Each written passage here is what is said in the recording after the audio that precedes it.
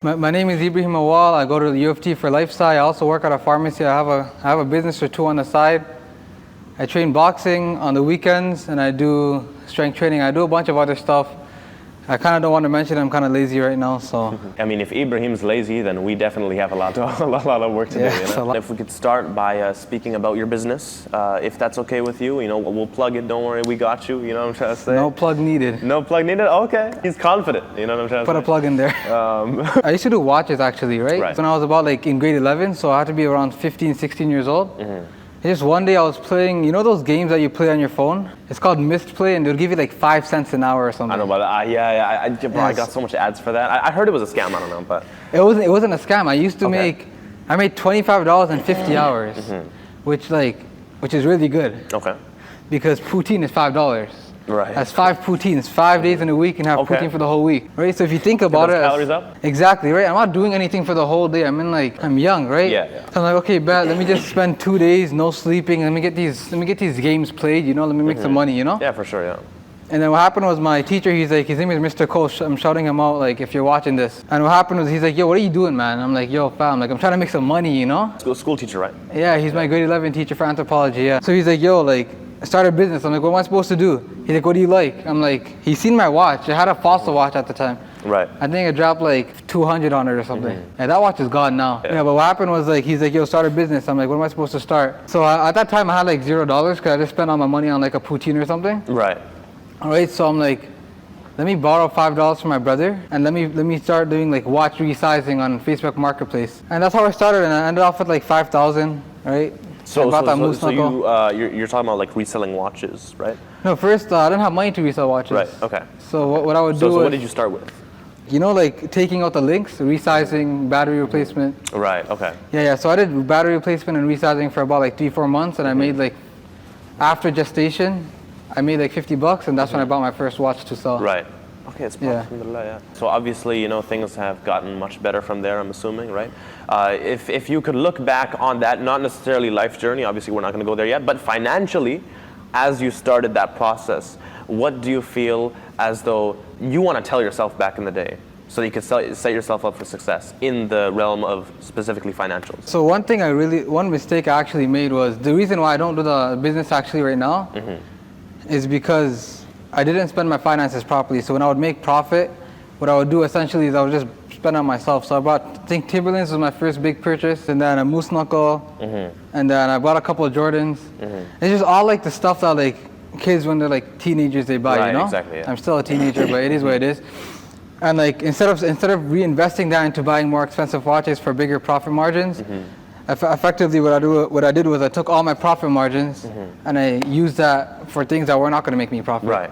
And by the time I came to university, it was okay, do I want to spend time on the business now, or do I want to spend time building myself so I can make more money in the future? So I was I had to make the decision. Obviously it wasn't easy, but I made the decision and I had to leave the business, and that's what happened. So if there's one thing I would have to tell myself, it would be, you got to think 5 steps ahead. You can't just think, oh, okay, let me buy this jacket right now because it looks cool. You got to be okay, if I buy this jacket right now, then I can't buy this watch. If I can't buy this watch, then I can't make this amount of profit. If I can't make this amount of profit, then the business might fail down the line down there. I mean, in regards to businesses, let's actually talk about Genetic Works, which you've just started recently. Yeah, right? yeah. So what's the inspiration, for Genetic Works, and how did you get this started, Yeah, Genetic Work is actually it's an intentional name. Some guys think I just made it up on the spot, but I'm Bengali, I got good genetics, Obviously my shirt is covering up my gains right now. Yeah, so that's a problem. But the thing is, so I have good genetics because I'm Bengali, right? And then I put in the work, Genetic Work. Right. And then also my slogan is Beyond Genetics, right? So Beyond Genetics means people will see me and be like, oh, he's Bengali, he was gonna get big anyways. It's fucking dumbass, right? So it's fam, I go to the gym 5 times a week, and you don't see that. Right. That's why I say I work beyond my genetics. And that's where the name came from. Basically what happened was when I started my workout journey, which was in September of 2023, I was let me take a picture every single day so I could just progress everything, keep everything on a timeline, right? And the way the world works right now is that if you don't have a social media presence, then effectively you're cut off from 97.5% of the world. Right.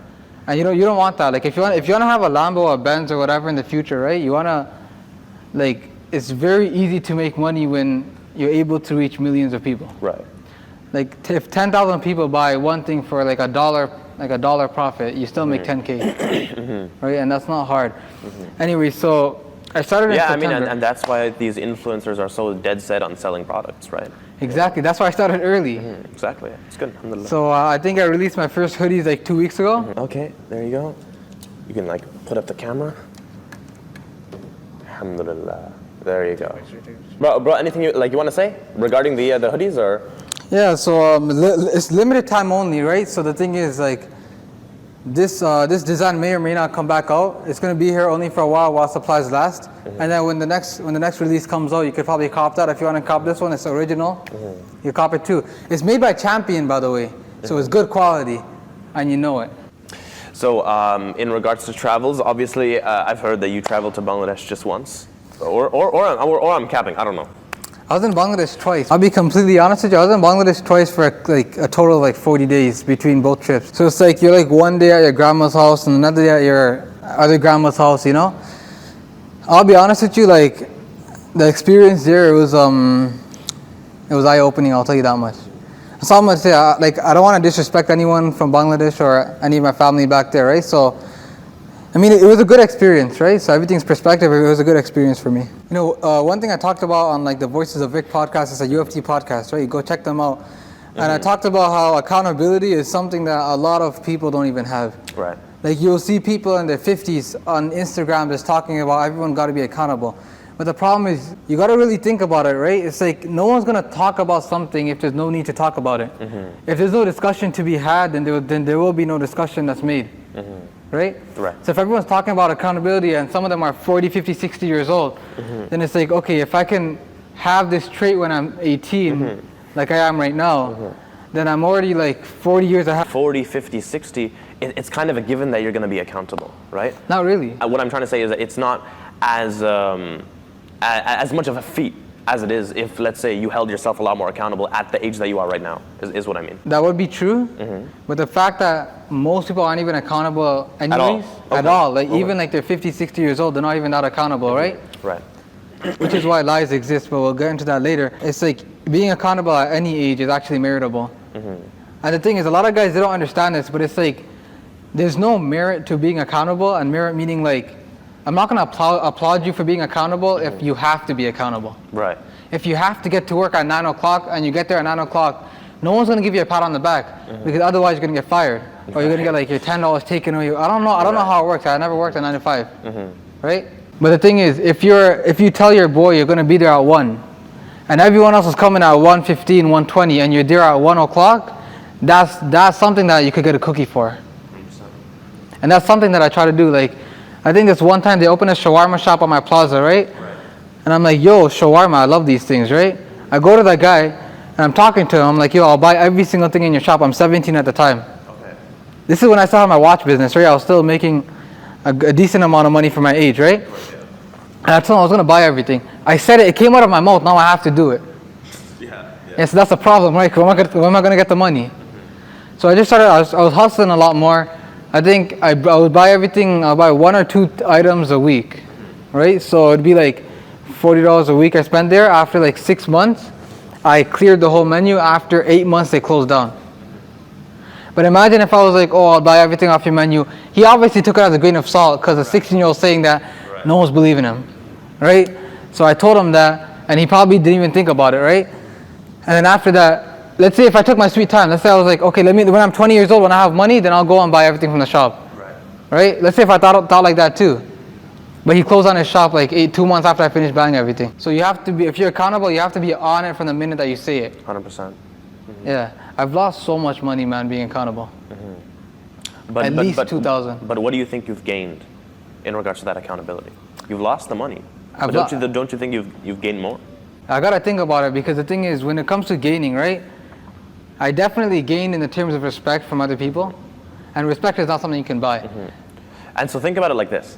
What I'm trying to say is that if you were to go back to your previous self, think about, okay, would I have, like, with the mind that I have now, would I have spent those $2,000? 100%. 100%. I would have spent 3,000. Because obviously there's times where like, do I want to be accountable today? It's like, I'm not some angel. Like, every single person that's speaking like I do, right? Every single person that's like you, they start a podcast, someone like me who's on the grind 24/7, 7 days a week, right?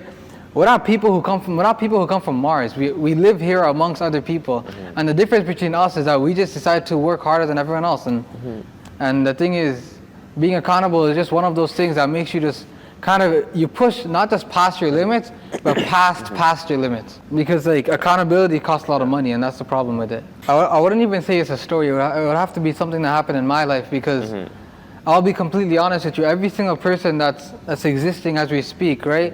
What they do is they're taking input from everyone else. Right. But the problem is you have to listen to yourself. And when you can listen to yourself, that's when you can really deep in essence into who you truly are. Right. Right? And one very, very important thing that happened in my life was I came back from I go to 2 schools, right? So I came back from my Islamic school, and I was gonna go teach classes at a mosque. Right. And I was at this mosque and I was hungry, right? So I brought some food. And this random guy, this Turkish guy, he comes in and he didn't smell that good, you know? In my head, I'm like, maybe he needs help, right? He asked me for food. I brought him food, whatever, right? And I'm talking to him. He's like, yo, 17 of my family members in Turkey just passed away because of the earthquake. And I asked him, like, what happened? He's like, I was in my hotel. It came on the news. It affected me so much. I left my hotel for 3 days. I didn't go back. It was a Sheraton hotel, right? Right. He didn't go back. He somehow found himself in the mosque, which is like, had to be 40 kilometers away from wherever he left. Right. Right? And at that moment, I'm thinking, my problems, like the problems that I have a lot of problems, but the problems that I have, I can control. They're in my control. But you can't bring 17 people who are dead back to life. 17 like mother figures, 17 father figures. You can't bring those guys back to life. So that's when I was like, okay, do I really have problems? And that's what really touched me that day. I heard. Yeah, that's right. I already know what you're My going to friend- talk about. Brother, I heard. I heard, allegedly that you bought drugs off of a 14-year-old. Allegedly. What's with this, brother? What's going on here? Now, you know what happened? Like I was with one of my boys in region, and what happened was he was teaching Quran to this one guy, right? Right. And this guy, he started talking to him. I started talking to him, and he opened up. He's like, "Yo, like I'm making bare cash, you know?" I'm like, "Fam, there's no way you're making more money than me. Like you're like, I mean, there's a possibility, but you're 14. I'm already making, you know?" Right. And then he's like, "Yo, no, I'm making more money. I'm making more money." I'm like, "What do you do then?" And I pressed him about it a little bit, right? And then he's like, "Yo, like I sell Fenty, you know?" Right. I'm like, "Yo, how much you got?" Because the thing is, the problem with drugs and stuff is like no one actually chooses to be a drug addict, and no one chooses to go to jail. Right. Because if you think about someone that's in prison, right? Every single person who's not in prison and might go to prison doesn't think they're gonna go to prison. Right. So I'm like, this guy thinks the same way, 100%. So I'm like, let me buy all the stuff off of him. He obviously doesn't want to do it because no one wants to sell drugs. Let's be completely honest, right? Right. Especially if you're 14, like you don't want to do that, right?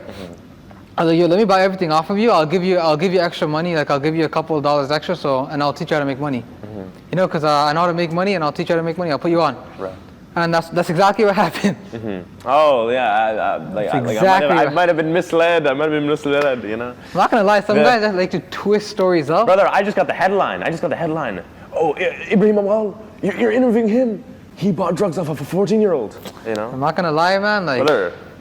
It's a one-time thing, you know. Never gonna happen again. Okay, so you go to which uni right now? Scarborough. Scarborough. UFT Scarborough. UFT Scarborough. Which year? I'm assuming first year. Yeah. First year, exactly. First year. Yeah. So how's the experience there, man? You know, let's talk about it. I'll be honest with you. The work isn't hard. Like every single person who goes to university and is like, oh, you know, I'm dying from all the work. Fam, there's people in India who come all the way from India, work a full-time job, and then they get like 90s and stuff, and they give money back to their parents to do Uber and somehow pay rent for their one bedroom. Right. And they somehow make food so they can survive and stay alive, right? And you're out here saying that uni's too hard. It's like, fam, like you gotta change perspective. That's why, like when I was doing it, right, I'm like, yo, I'm in uni, you know, like fam, let me focus on this, you know, let me leave. That's why I left my watch business. I'm like, it's gonna be too hard, you know. Yeah. But then I'm like, yo, like 3 months in, I'm like, yo, I'm spending so much time with my friends. I could reinvest this time into something else. So now, so that's what I did. I think the hardest part about uni though is dealing with the social stuff about it. Right. Yeah, because like personally, like I get invited to like I say 2 parties like every Friday, right? Right. Yeah. I think like yesterday I got invited to 2 parties like fucking like a week ago, 3 parties same night. And the thing is, just saying no to those things is kind of hard. Right. Of course. Yeah. Because all your boys are doing it, right? 100%. And it's like now it's like I can't even study in some rooms because there's too many people there. Right. Yeah. And it's like if you can take care of that part of that aspect of things, then uni is gonna be very easy for you. Like I don't know anybody who's on their ones, like by themselves, studying at uni, and doesn't do well. Like that's impossible. Right. Right. Yeah. You feel as though majority of what makes people stressed out about uni is the fact that they don't manage their time properly? It's not about managing time actually, because there's no time to manage if you have all the time in the world, right? Right. And I'm not saying uni guys have a lot of time. I'm just saying like you have enough time. Like if you're just gonna do uni, you have enough time to get good grades, and then you have enough time to spend some time with your friends. But what people do is they want to do their work with their friends, and automatically that makes you like 2 times less productive. Right. Exactly. Yeah. Yeah, like now, like after Quote unquote study groups. Quote unquote. yeah, study groups my ass. This guy said a study group. Get out of here. Some study groups. Like first semester, I used to do that. I used to be with my boys. I used to study, you know. But now, like, ever since January, like I've been studying by myself, you know. And the reason is because I'm intelligent. I think most people are intelligent enough to figure things out by themselves, you know. U of T, especially Scarborough, has so much like resources. You don't need to ask your friends. Like you could just go to like the professor who's been teaching for 20 years. Right. Right. You know, so yeah, I feel like for university, there's definitely time to be managed, but then I think most of it is like you have to be willing to sacrifice time with your friends. You have to be willing to sacrifice some parties, you know. Obviously, I don't party at all, but and also I think one more thing about university though that a lot of people get wrong is relationships, man. Like I'll be honest with you, for most people it's useless. And you're giving time, money, and energy to someone where you could be putting that time, money, and energy into yourself. Because the better you are as a person, the better you're going to attract. So why would you? So right now, if you're building yourself up, why would you like settle? I don't even say settle, but why would you stick with a person who's, you know, not even going to be the best when you're there? You know what I'm saying? Like, I mean, you could say that we're going to grow together. Right. But like, yeah, that's what I'm saying. I mean, some people would have that reaction that, oh, maybe, you know, not only are we going to grow together, but you know, people can build off of each other. What is your response to that? Think about growing together and building off of each other. Like that's good, man. Like, and I know that happens. Like that's definitely possible, and it definitely happens all the time. But the thing is, it's like first of all, you got to find the right one. How on earth are you going to find the right one? You're going to go through 10 of them. You got midterms to study for. And the thing is, it's like, women will only date up, right? They're not going to date someone that they think is, let's say, lower on the social hierarchy of things. Bro's going to the red pill territory, the red pill. You know what I'm saying? So it's like, oh my God. So you're effectively working on yourself, so you could attract a woman, but you're still working on yourself. But a woman would be like a side quest, if you know what I'm saying. Like obviously they're not objects or whatever, but I'm saying it's a side quest in terms of like your purpose is not to attract women. Your purpose is to get whatever your purpose is, become a doctor, lawyer, engineer, or whatever it is, you know. And that has nothing to do with women, you know. Like sure. where in the resume of things to become a pharmacist does it say you have to have dated this woman for this many years? Sure. So yeah, let's talk a little bit about Al-Khalil. Well, first of all, what is Al-Khalil? What is that? Al-Khalil is, I mean, it means like brotherhood or so. I don't know what it means. It means something. It means friends. Yeah, okay, the sure, friends. Sure. Right, and you take that part out, by the way. But the thing is, Al-Khalil Academy, it's I do 7 courses of Islamic studies. And I feel like every single person who's on a spiritual journey, just like I am, right? I'm on like I'm trying to balance spirituality with living life. And the thing is, having the brotherhood and having people around you that are also on the same path is going to keep you grounded. Right. Like, I'll be completely honest with you, bro. Like if I didn't have Al-Khalil, if I didn't go to this Islamic class, like do 10 hours a week and everything, then I probably wouldn't even be like, I would be a lot farther away from Islam than I am right now. Yeah. It's like, you know how I don't party? I get invited to parties a lot, right? I don't go to them, right? Yeah, so I definitely will be going to them. Right, so yeah, you feel as though your involvement with the community in regards to Al-Khalil is helping you make those good choices, basically. Exactly, yeah. Alhamdulillah, man, that's good, yeah. You know, when we were actually like getting this interview ready, right? Like, bro, we hopped on, like in a Discord call, you know, and you were just like, you know, let me get my schedule out. Bro, I have not seen people with schedules like you. At least Actually? not people that are like our age, right? Obviously, you know, Yeah. adults and stuff like that. It's like, you know, fair enough. But that's really cool. So let's actually talk about it. You know, like how's the schedule looking? I'll be honest with you, like I live by a principle, and it's like, if you have to plan more than you work, and that's like, oh, everyone's gonna be like, oh, this guy's not productive. But the thing is this, most people, like, they think in one step, right? They think one step ahead. So let's say if I study for this exam for 8 hours, then I'm gonna get this mark. But if you should really be thinking about, if I study for this exam for 8 hours, I might get this mark, I might not get this mark. So how can I optimize this 8 hours so I can study better? And this 8 hours can actually act like 24 hours to me instead of 8 hours. Right. Obviously, it sounds like a bunch of yapping, but the thing is, when you really think about it, and when you start to think about your actions in second, third, and fourth degree actions, and a degree action would be like, okay, I'm gonna go to Tim Hortons, right? That's a first degree action. A second degree action would be like, I'm gonna go to Tim Hortons so I can meet this guy because he has this amount of value to offer me, and I can offer him this amount of value, and maybe down line in the future somewhere we'll have a good business together. Right. Right. That's kind of like thinking outside the box. You know what I'm saying? And I think a lot of people they don't do that. And I'm gonna go back to the schedule because I think it went off a little bit. And effectively, I spend 6-7 hours on Saturdays just planning out the 168 hours of the next week. Because right now I'm doing 7 different things at the same time. So I go to university. I'm doing 4 courses at UFT Scarborough. I'm doing 7 courses at Al Khalil Academy for Islamic Studies. I'm doing boxing on the side. I'm also working out, you can see, social media with genetic work. And then I'm also teaching Quran, and I'm also working at my dad's pharmacy. And I'm also doing some other stuff that I don't want to mention here. It's a little too confidential. But the thing is, you can't give everything out, right? Yeah, for sure. And the thing is, you can't do that if you don't actually study, like plan. Because a lot of the work that I do is like, you're multitasking. Like, you're not just multitasking with one thing, you're multitasking with a lot of things. So I'll be on the bus making reels for genetic work. I'll be eating food, I'll be eating like my protein sandwiches. That's like a fancy way to say tuna sandwiches.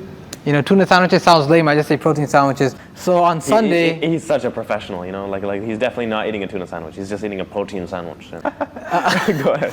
I'll be eating my tuna sandwich, learning how to do leg kicks. So on Sunday when I have my boxing lessons with my trainer, then I know exactly what I'm doing. I'll be on the bus, it's a 1-hour bus ride, right? I'll get some assignments done, right? I'll be at the gym, I'll be listening to a podcast, I'll listen to people that I look up to talk, right? And it's all these things. If you don't do these things, you have to cut these things off the list. It's like you have 7 things on the list, but if you can't do them all, might as well kick one off, right? I don't want to kick one off. Right. The fuck am I supposed to do then, right? Okay, how do I optimize my schedule so I can do them all together? I guarantee you this, you can only do that if you spend a lot of time spending out exactly how every minute of your day is going to be spent. Well, a lot of people would say this, not necessarily that I agree with it, obviously, but I'm saying a counter-argument to it could be that, well, I mean, you're spending all this time thinking about what are you going to do. Wouldn't it kind of remove from your time actually doing, right? Isn't it a little counterproductive to like spend all your time, oh, I'm going to do this, I'm going to do that, and then if something doesn't happen properly, like you're just stressed about it. Instead of that, you know, some people just live their life like a straight arrow. You know, they're just like, I'm just going to do. What is your opinion? Yeah, the thing is, only doing actually works when you only have like one straight goal. Like if your only straight goal is to get like a 90% or a 4.0 GPA, then obviously you can only do, right? Okay, it's 4 o'clock, time to study calc. It's 6 o'clock, time to study bio, right? You can do that. But the thing is, when your plan for life is so complex, right? So my plan for life is, you know, it's something I don't share with too many people. And the reason for that is because people are like... Yeah, it's perfectly fine if you don't want to talk. But I'll give you a general overview. Like, so I'm working at my dad's pharmacy. He owns the pharmacy, right? Right. I'm working at my dad's pharmacy so that I can help build his pharmacy. I'm trying to do pharmacy at university. So in essence, in a couple of years, I could be taking over his pharmacy and monopolizing it, right? And that's among many things, right? And the thing is, you can't, if you're only going to focus on one thing, you can go straight action. But if you're gonna focus on multiple things to come to one common goal, like you have like 6, 7 things, but like it's kind of like a bunch of arrows just coming like this, right?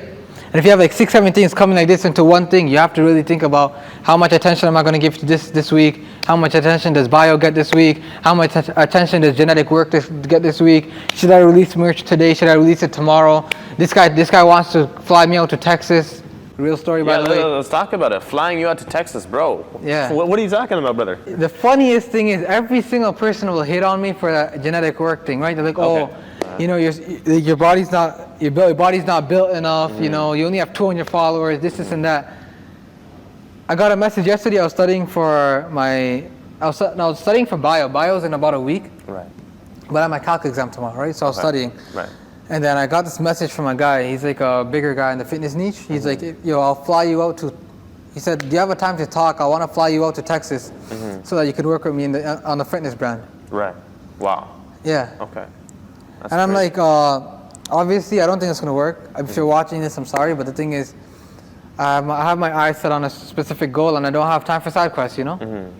Obviously, it's a nice thing to get flown out to Texas by yourself, you know, with the boys. You know, like, you got to really look at what you want to do in life, and you got to go after it, man. Like, what are you trying to get out of the genetic works, right? Do you feel as though it's more for your image, social image? Is it a brand that you're trying to have as, like, maybe like a little side thing in the future? You know, the thing is this, it's like, when I thought about genetic work, right, it wasn't actually like I'm gonna put out reels.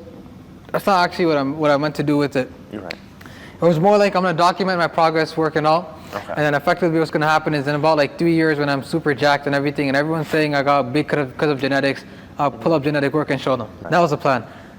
But the reason I'm doing genetic work is because I realized that the world has like 8 billion people in it. If I can get about 100 people to buy my product and I'm making $10 profit off of that, that's $1,000. Your reach just increases so heavily because of your social media presence. I think one of the bigger reasons I did genetic work was because the problem is this, it's like a lot of people, they don't believe in themselves. And when they see someone from their own high school, when they see someone from their middle school and elementary school doing something for themselves, then it gives them hope. And I want to be able to be that beacon of hope for a lot of people, which is why I did genetic work. Okay, so you went to high school where? I did the IB program at Western CI. Right. Okay. I've heard that you were the MSA president. You know, so that sounds a lot like. Okay, so saying that I was the MSA president, I'm gonna get a lot of backlash for that. Yeah. Okay, so let me put it this way. So me, my friend, and my other friends. So me and my 2 friends, we ran the MSA for about 3.5 years until and then COVID came about. And what happened was I didn't want to have the title because my resume is so stacked. Like I'm not trying to like boost myself up, but like that's just how it is. Okay. My resume is brother. Okay. My resume is so. Okay, buddy. My resume is so stacked, right? That I don't need MSA president for it to look even better, you know. So I'm like, you know what? Let me allow someone else to have this title, you know. So I was effectively making all the calls for MSA. Right, but I gave the title of president to someone else. But the thing is, whoever that person was that came in, right? They let me put it this way: they also worked very hard.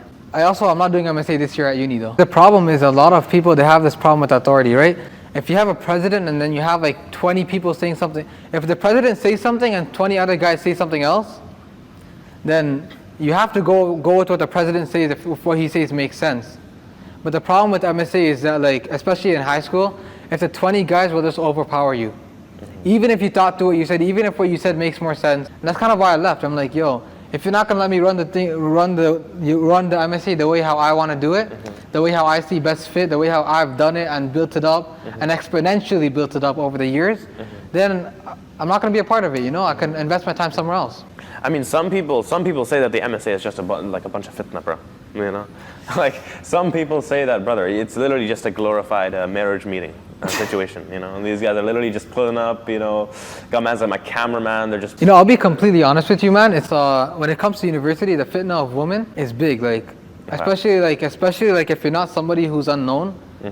Like women will generally just gravitate towards you if you have confidence, if you have your body in shape, if you know where you're going, if you have purpose. Women are just gonna come to you. You know what I'm saying? Okay, buddy. All right, buddy. All right, okay. I'm not lying. I have all those things, and I do. Obviously, I get that side effect of women coming towards me. The side effect, okay. And the thing is, it's something that you have to control, man. It's like, have I been able to control it? Many times I have. Sometimes I haven't. Am I going to slip again in the future? Probably. Right? Am I going to repent again? of course. When it comes to MSA, man, it's like so many guys want to be sheltered. You have to put yourself in a situation where when your son, when your daughter says, I'm dealing with this issue with this one woman, I'm dealing with this issue with this one guy, what am I supposed to do? You can't say, oh, I avoided everything, I put my gaze down, obviously keep your gaze down, but like I avoided everything, I didn't go to MSA meetings because there's a woman there, I didn't go to lectures because there's a woman there, you know what I'm saying? Like you gotta be able to be like, son, this is what happened 20 years ago, I went through the same situation, this is exactly what I had to do, and this is exactly what worked for me, do this, and this, and you'll get out of the situation. And everyone who says, MSA is like a marriage meeting, all that stuff, obviously it could be. There's some good Fatimas, good Khadijas out there, I'm not lying, I do see those, I do see you Khadija, I do see you Fatima, but the thing is, I keep my gaze down, Fatima, I'll talk to you in 6 years, man. I'm trying to get married, like when I have all my stuff together. He's making a general statement. That is no one specific, by the way. Yeah, exactly, Fatima. I'm not actually talking about you. You know what I'm saying? It's a very I general actually don't even know statement. who you are. Okay, sure. Holding your Muslim identity is extremely hard. You have to either join the MSA. I don't care if it's a marriage prospect situation, bro. You'll find other brothers who will get you married to Fatima quickly, man. But getting married to Fatima is better than getting married to Samantha, okay? Samantha without a hijab. Please start mentioning a new name. Huh? I can't keep this. It's gonna get views, bro. Trust. Sure. Huh? Bro, we're gonna get shadow banned by every single organization. What are you talking about? All right, let's go. Come on. Bismillah. But the thing about university is like, when you go to university, the fitna and the temptation is so great, especially if you're someone who has their life together, right? Is that you have to join some form of like a group that's going to keep you grounded. Right. Like for me, I have Al-Khalil Academy, I have my Islamic classes, bro, 7 courses of Islamic studies. Every single one of those guys has probably been in a relationship before. Maybe, let me take it back. Most of the guys haven't, some guys have, and they reformed. Right. Alhamdulillah. And they, alhamdulillah, and it's very hard, like, not falling for women is not the easiest thing in the world, right? And the thing is, what they'll do effectively is they'll keep you in check. But if you can't go to these classes or Islamic studies or do these things, right? Then just joining the MSA, like, of course it's like a marriage, like, situationship, whatever. Fatima's gonna be there regardless, man. Let's be honest. But please start mentioning a new name, please. New name, brother. Okay, Khadija. Okay, so.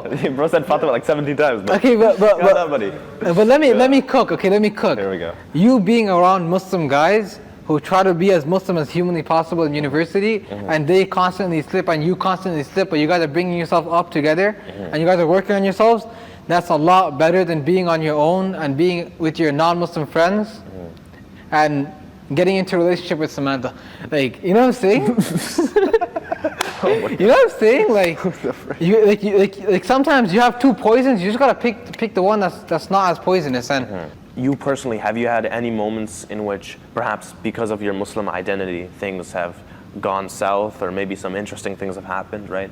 That people don't really expect to happen with that identity that you hold really sincerely and dearly to yourself? Having your Islamic identity out there is extremely crucial because most Muslims are insecure. And if you see someone who has his body together, who looks like he's in shape, you know what I'm saying? And it looks like he has his life together, and they're praying outside, and they're wearing a jubbah, then that gives them security to do it themselves. And that's the reason I do it.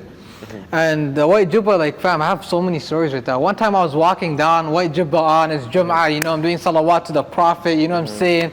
Vibing, walking around in my Jordan 3s, but whatever. This one woman, she comes around the corner, man. She has to be like 47 years old and a half, right? And she comes on, she's like, yo, I think I know you. I'm like, yo, fam, I don't even know you, broski. Like, what you saying?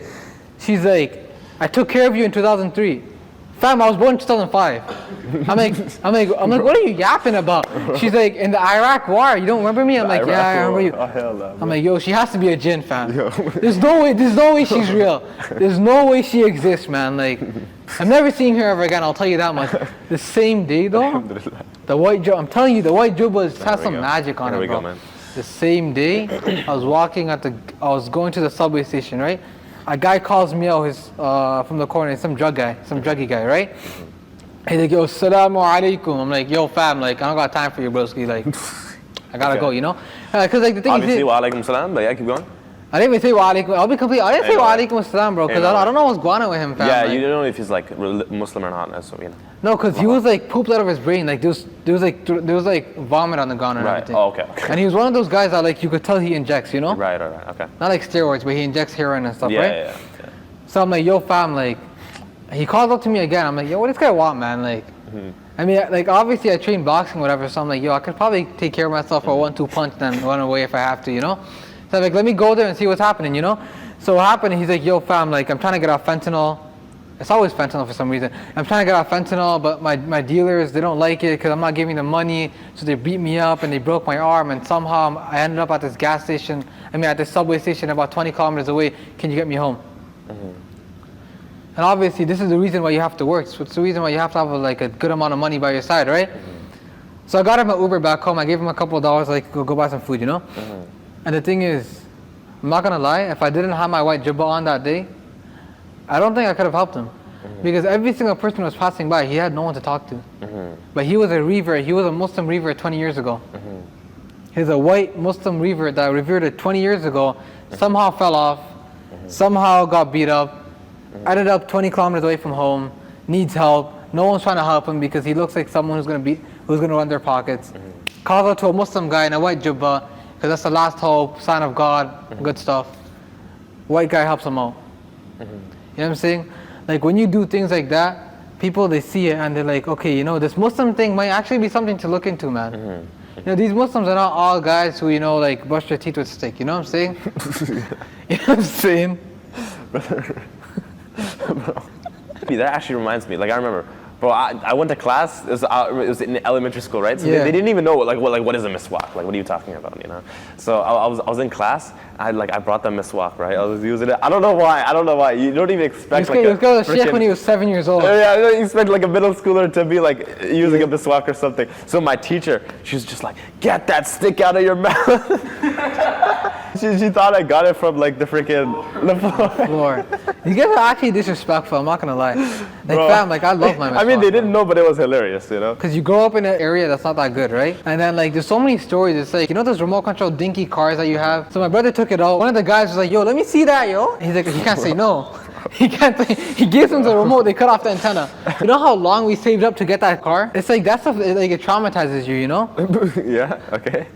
Your RC car getting stolen?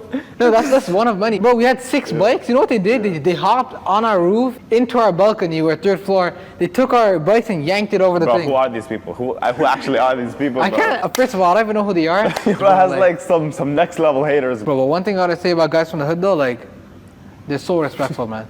What? You gotta realize what you just said. I want you to think about what you just said. No, like a couple seconds ago. If you treat them with respect, they'll treat you with more respect than the guy on the street. Okay. That's what you meant. Okay. Yeah, because the thing is, a lot of guys in the hood, they don't get respected, bro. And they get respect from their boys, you know. But like, let's say if they go to some restaurant, right? Obviously they dress different. Like no one respects them the same. But when you treat them like an actual human being, like an actual person who exists on this planet and deserves to be valued and respected, it hits the humanizing side, you know. And they're not gonna try to press you and like be all tough and stuff, you know. But yeah, no, people want to seek that validation, but they have a little too much pride that they don't want to, you know, like I don't want to conform, right? And I understand, you know, it's okay to not want to conform, but you know, when you have a situation where people are treating you well all the same, knowing that, that's when people will have respect, and that's what I understand your point, you know. It's just kind of wild that your point just came back from, you know, man stealing your RC cars and stealing your bike, and then you're just like respectful. I'm like, where did that come from? It's a weird dichotomy. But yeah. Obviously, it's a weird dichotomy because like you have the humanizing aspect of your side, because no one's a little kid and is like, yo, I'm gonna like spread hatred in the world. You know, no one says that. But the thing is, what's put inside of you is what you're gonna release out to people. And it's like when people are treated so disrespectfully for their whole lives, like that's literally how they're gonna act toward it. That's all they know, man. And the thing is, it's like that's not like, and when it comes to me, right? When it comes to my personal story and stuff like that, like a lot of the reason why I do what I do is because I didn't feel like I belonged in whatever, you know, like when I was little, you know. Obviously, I'm up now. Like I do belong, you know. Like if I want to get into a door, you best believe I'm getting in that door. Like that door's not closed, bro. I'm telling you that much. But the thing is, but to get But a lot of people, they don't want to work, like, first of all, it's not like they don't want to work on themselves to get there, it's they just don't know how to. And the easiest way to do that is just to act tough, because when you act tough, you get respected. Right. Or at least you assume it's the quickest way. I mean, yeah, you have to get respected, right? Because if I don't respect you, you're going to slap me in the face. I'm not trying to get slapped in the face, bro. I'm trying to keep my face, bro. I got a nice, little, handsome face going on. I'm trying to get Fatima, bro. Like, I need my face for that, yo. You said the same name 17 times. Yeah, that's the different best. Muslim girl name. Different. Okay, Muslim Samantha, name. bro. I mean, Samantha's not a Muslim girl name. Samantha with a hijab on, bro. I need Samantha with a hijab on, bro. I'm telling you. That's why I need my face for that. You know what I'm saying? I can't afford to get slapped in the face, bro. If there's one thing that I would have to say to every single person watching this, just as a final closing statement, is that life, if you're trying to level up in life, you're gonna get punched so many times, bro. And this is like, oh, and the amputated of him is coming out. Yeah. You're probably thinking the same shit right now. I'm not even gonna lie. But let's see. He's gonna cook, I think. Let me cook. Let him cook. Let him cook. Bro, I'll cook jerk chicken. I'm not even black. All right, let's hear it. When you're trying to level up in life, man, it's like you're gonna have to take a lot of punches. And the best part about taking punches is that you know the guy beside you, he's taking the same punches. And whoever gets up faster will be able to, beat the other guy in the race. And the thing is this, it's like, when you think about a punch, it's like, a punch could be like a relationship, right? Okay, so you fell down, you got with this woman, whatever, right? That's a punch to the face. You fell down. How fast can you get back up and get back on the grind? A lot of people, whatever it is you want to do, a lot of people, they'll be on the grind. Women see that. Women respect the grind. They got a shorty now, right? Claps. The grind is gone. Now they're with the shorty. They took that punch and they fell down. They're never getting back up, right? Because they didn't realize they fell down, right? But personally, like for me, like something similar happened to me. I took the punch. I realized what happened. Got back up, back on the grind. I'm on a podcast like fucking 2 weeks later, bro. I got invited to another podcast in like a month or two. I got invited to Texas. Exactly. They're gonna fly me out. Boys are going to Cali with me in like late April. I got a lot of good problems, you know what I'm saying? Good problems. A lot of good problems. That's the mindset that we need, Good problems. It's like, I'd rather have a lot of women coming after me than have no. I'd rather have Hoodies. Okay, buddy, we're done with this recorded, bro. Holy. Yeah, Talking about some, we need more